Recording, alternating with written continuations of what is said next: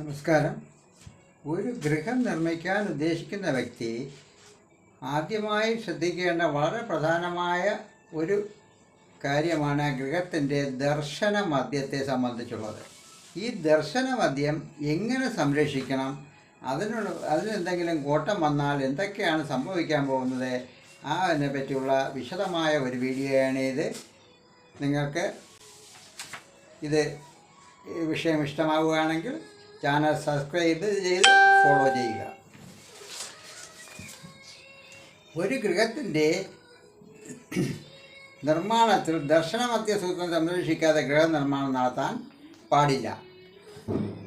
ഗൃഹത്തിൻ്റെ മുൻവശത്തെ ചുവരിൻ്റെ മധ്യവും പുറകുവശത്തെ ചുവരിൻ്റെ മധ്യവും അടയാളപ്പെടുത്തി രണ്ട് മധ്യബിന്ദുക്കളെയും അതിൽ യോജിപ്പിക്കുന്ന രേഖയാണ് ഗൃഹത്തിൻ്റെ മധ്യസൂത്രം. അതായത് മുൻവശത്തെ ചുവരിൻ്റെ മധ്യം അടയാളപ്പെടുത്തുക, പുറകുവശത്തെ ചുവരിൻ്റെ മധ്യം അടയാളപ്പെടുത്തുക. ആ രണ്ട് മധ്യം അടയാളപ്പെടുത്തിയ ബിന്ദുക്കളെ നേർരേഖയിൽ ഖണ്ഡിക്കുന്ന ഒരു രേഖയാണ് ഗൃഹമധ്യസൂത്രം കടന്നു പോകുന്ന രേഖ, അല്ലെങ്കിൽ ദർശന മധ്യസൂത്രം എന്ന് പറയുന്നത്.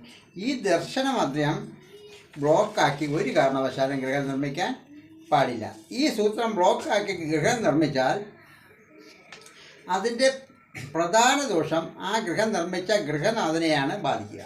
പ്രധാനമായി ശ്വാസകോശ സംബന്ധമായ അസുഖങ്ങൾ, രക്തധമനികളെ ബാധിക്കുന്ന അസുഖങ്ങൾ, ബ്ലഡ് സർക്കുലേഷനെ ബാധിക്കുന്ന അസുഖങ്ങളുണ്ടാവും. BP, അങ്ങനെ ഹൃദയ സംബന്ധമായ അസുഖം എന്നിവ ഉണ്ടാകാൻ മാത്രമല്ല, സ്ഥിരമായ ഒരു രോഗാവസ്ഥയിൽ സാമ്പത്തിക ചിലവ് അടിക്കടി ഉണ്ടായിക്കൊണ്ടേയിരിക്കും.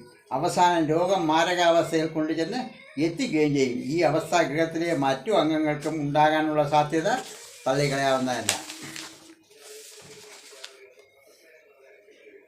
വരുമാനത്തിൽ നല്ലൊരു ഭാഗം ചികിത്സയ്ക്കായി ഇത്തരം ഗൃഹത്തിൽ താമസിക്കുന്നവർ ചിലവാക്കേണ്ടി വരും.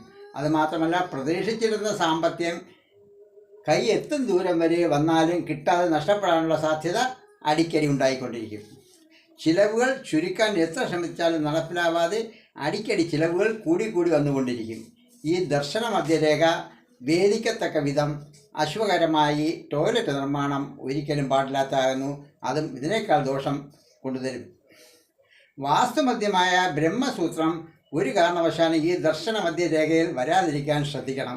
വടക്ക് ദർശനമായ ഗൃഹമാണെങ്കിൽ തെക്കും കിഴക്കും വശങ്ങളിലെ മുറ്റത്തിൻ്റെ അളവ് ഒരുപോലെ അല്ലെങ്കിൽ സമമായി വന്നാൽ ബ്രഹ്മസൂത്രം ഗൃഹമധ്യസൂത്രവും ഒരേ നേർരേഖയിൽ വരാൻ സാധ്യത ഉണ്ട്. അതിനാൽ മുറ്റം കൽപ്പിക്കുമ്പോൾ വ്യത്യസ്തമായ അളവുകളിൽ മുറ്റം കൽപ്പിക്കാൻ അറിവുള്ളവരുടെ ഉപദേശം തേടേണ്ട അത്യാവശ്യമാണ്. ശ്വാസത്തിന്മേലുള്ള അവിശ്വാസവും അമിത സാമ്പത്തിക ധാർഷ്ട്യവും ഉണ്ടാകുമ്പോൾ ഇത്തരം നിർമ്മാണം അറിവുള്ളവരുടെ ഉപദേശവും ആരായാലും നടത്തുക സ്വാഭാവികമാണ്. ഇത്തരം നിർമ്മാണത്തിൻ്റെ ഫലത്തിൽ പ്രതിഫലനം കാലക്രമേണ അല്പമായി അനുഭവത്തിൽ വന്നുകൊണ്ടിരിക്കും. പരമാവധി 3 വർഷം അല്ലെങ്കിൽ 6 വർഷം അല്ലെങ്കിൽ 9 വർഷം അല്ലെങ്കിൽ 12 വർഷം കൊണ്ട് ക്രമമായി അനുഭവയോഗ്യം ആയിക്കൊണ്ടേയിരിക്കും. ഈ ദോഷങ്ങളിൽ നിന്നും മോചനം കിട്ടാത്ത അവസ്ഥയിൽ ചെന്നെത്തുമ്പോഴായിരിക്കും ഇതിനെക്കുറിച്ച് നമ്മൾ ചിന്തിച്ചു തുടങ്ങുക.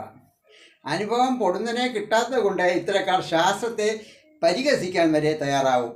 ആയതിനാൽ സ്വമേധയാ ഒരു വിശകലനം നടത്തി സമാധാനിക്കാതെ ശാസ്ത്രവിധി എത്രത്തോളം ശരിയാണെന്ന് ഇരിക്കുന്നുവെന്ന് സ്വന്തം അനുഭവങ്ങളിൽ നിന്നും വിലയിരുത്താൻ വിശ്വാസിയാകുക എന്ന ഒരു എളിയ അഭ്യർത്ഥനയോടെ ഈ വിഷയം ഇവിടെ അവസാനിപ്പിക്കുന്നു. ഈ വിഷയം നിങ്ങൾക്ക് ഇഷ്ടമായെങ്കിൽ ചാനൽ സബ്സ്ക്രൈബ് ചെയ്ത് ഫോളോ ചെയ്യുക.